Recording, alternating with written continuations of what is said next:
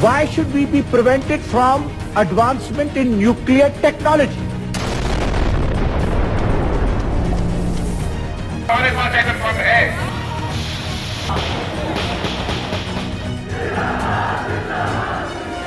Terrorists getting their hands on a weapon of mass destruction like a nuclear weapon. We have no doubt they use it.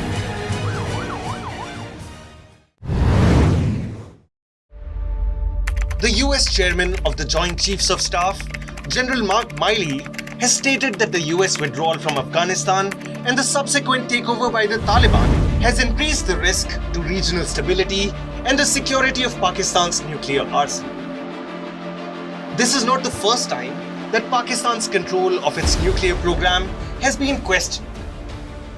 Governed by a shaky coalition of ineffective politicians and beset by a military trying to contain both democracy and domestic terrorism, Pakistan is the definition of an unstable state. It could easily totter and collapse, leaving an arsenal of 200 nuclear warheads in the hands of rogue military elements, or even worse, jihadis.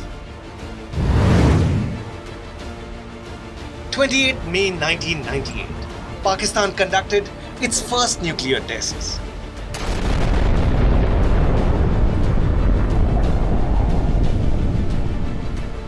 Today, it's celebrated annually as Yawm-e-Takbir, Pakistan's Day of Greatness. For the Pakistani people, the atomic weapon came as a symbol of national achievement and power.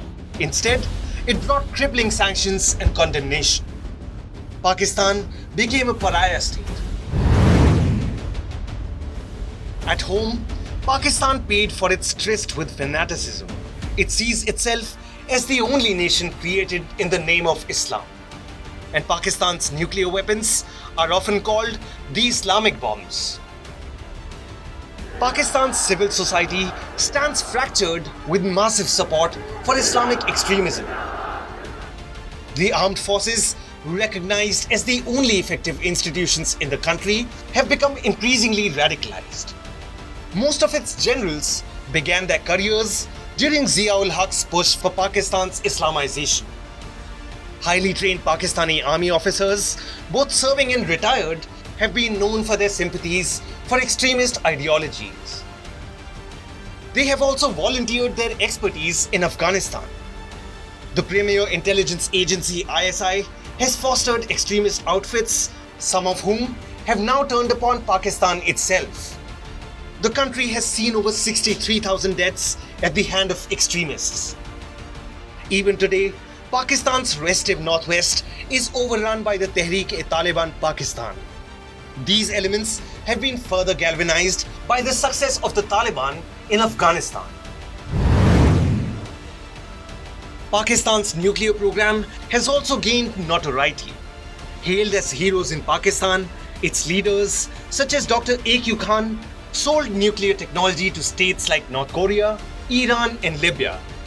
Analysts have questioned Pakistan's control of its nuclear apparatus, the loyalty of the forces guarding them, and the intent of the generals commanding them. Pakistan is struggling with economic and political problems, public unrest due to societal corruption, and domestic terrorists raring to seize power. Just one misstep and nuclear-armed extremists may well destroy the world as we know it.